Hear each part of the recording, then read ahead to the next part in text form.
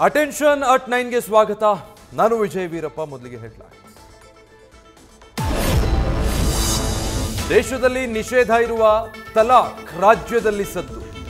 ಸೈಕೋಪತಿಯ ವರ್ತನೆಗೆ ಬೇಸತ್ತು ಠಾಣೆ ಮೆಟ್ಟಿಲೇರಿದ ಮಹಿಳೆ. ಪ್ರಾಸ್ಟಿಟ್ಯೂಷನ್ಗೆ ಒಪ್ಪಿಲ್ಲ ಅಂತ 6 ಬಾರಿ ತಲಾಖ್. ಗನ್ನಿಟ್ಟು ಬೆದರಿಸ್ತಾನೆ ಅಂತ ಆರೋಪ.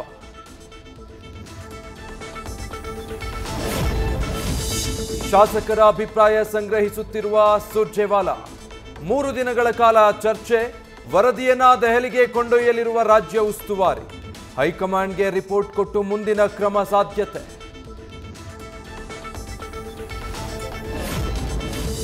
ಒಂದಷ್ಟು ಸಚಿವರನ್ನ ಬದಲಾವಣೆ ಮಾಡುವ ಆತಂಕ.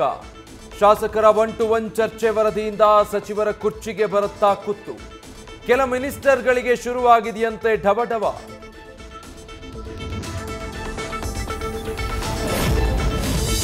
ನೂರಕ್ಕೂ ಹೆಚ್ಚು ಶಾಸಕರು ಬದಲಾವಣೆಯನ್ನ ಬಯಸಿದ್ದಾರೆ.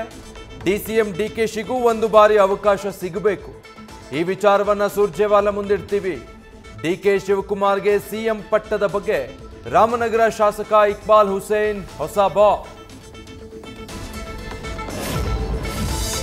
ಮೈಸೂರಿನ ಜಯದೇವ ಆಸ್ಪತ್ರೆಯಲ್ಲಿ ಪ್ರತಿ ತಿಂಗಳು 100ಕ್ಕೂ ಹೆಚ್ಚು ಜನ ಸಾವು.